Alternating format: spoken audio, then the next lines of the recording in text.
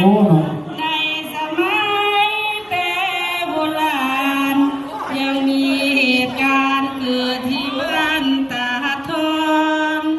บ้านนั้นมีอาชีพทำนาจะกล่าวถึงลูกกำพร้า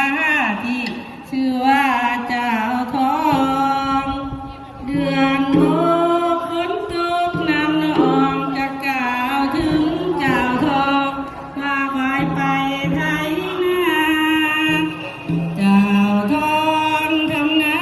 กับแม่วันนั้นสายแท้รอแม่ไม่เห็นมา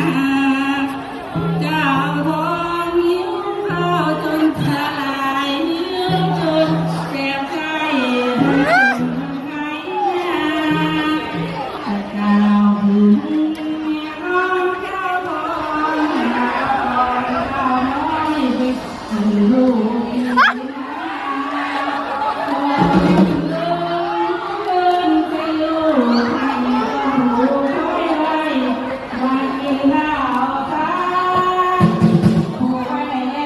แมวข้าวมาส่งข้าวแล้วขอให้ลูกแก้วมากินข้าวสา